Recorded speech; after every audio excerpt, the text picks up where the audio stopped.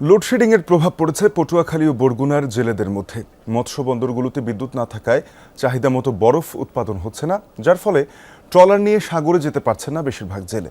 এছাড়াও ট্রলারের ইঞ্জিন বিকল হলেও ওয়ার্কশপগুলোতে মিলছে না প্রয়োজনীয় সেবা। দ্রুত সংকট নিরসনের আশা বিদ্যুৎ বিভাগের।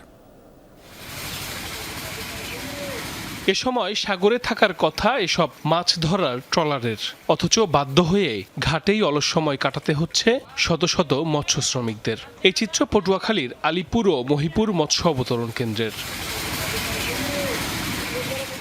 ছোট বড় মিলিয়ে এই অঞ্চলে রয়েছে অন্তত ৩০টি বরফ কল। বছরের অন্যান্য সময়ে কর্মব্যস্ততা থাকলেও লোডশেডিং এর কারণে নেই আগের সেই ব্যস্ততা। গেল ২ সপ্তাহ ধরে ঘন ঘন লোডশেডিংয়ে ব্যাহত হচ্ছে বরফ উৎপাদন, আর তাতেই থমকে আছে জেলেদের সাগর যাত্রা।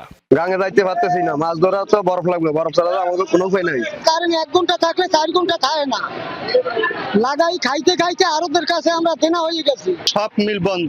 আমরা যাই জিজ্ঞেস করলাম, কারেন্ট সমস্যা, কারেন্ট আয় আর যায়। বরফ কলগুলোতে আগে যেখানে ২ থেকে ২৫০ ক্যান পর্যন্ত বরফ উৎপাদন হতো, সেখানে উৎপাদন নেমেছে প্রায় অর্ধেকে। এতে শঙ্কায় ব্যবসায়ীরা। সবাই বরফের উপর নির্ভর করে, কিন্তু আমরা কারেন্টের সমস্যার কারণে বরফ উৎপাদন করতেই পারছি না। এই ২ মৎস্যবন্দর সহ পর্যটন কেন্দ্র কুয়াকাটায় বিদ্যুতের চাহিদা ১২ থেকে ১৩ মেগাওয়াট। তবে এখানেও সরবরাহ নেমেছে অর্ধেকে। এ বিষয়ে ক্যামেরার সামনে কথা বলতে না চাইলেও অডিও বার্তায় খুব শিগগিরই সংকট নিরসনের আশা প্রকাশ করেন পটুয়াখালী পল্লী বিদ্যুৎ সমিতির জেনারেল ম্যানেজার। গণপ্রজাতন্ত্রী বাংলাদেশ সরকার জ্বালানির সংকট দ্রুত সমাধানের জন্য আপ্রাণ চেষ্টা করে যাচ্ছেন এবং যে সকল পাওয়ার প্ল্যান্টগুলো রক্ষণাবেক্ষণ কাজের জন্য বন্ধ আছে, এই সকল পাওয়ার প্ল্যান্টও দ্রুত উৎপাদনে আবার ফিরে আসবে এই সাময়িক সংকট কিছুদিনের জন্য। লোডশেডিংয়ে ভোগান্তিতে পড়েছে বরগুনার পাথরঘাটার বরফকল কর্তৃপক্ষও। অভিযোগ, দিনের ২৪ ঘন্টার মধ্যে বিদ্যুৎ পাওয়া যায় মাত্র ৬ ঘন্টা। এতে সলিড বরফ তৈরি হয় না।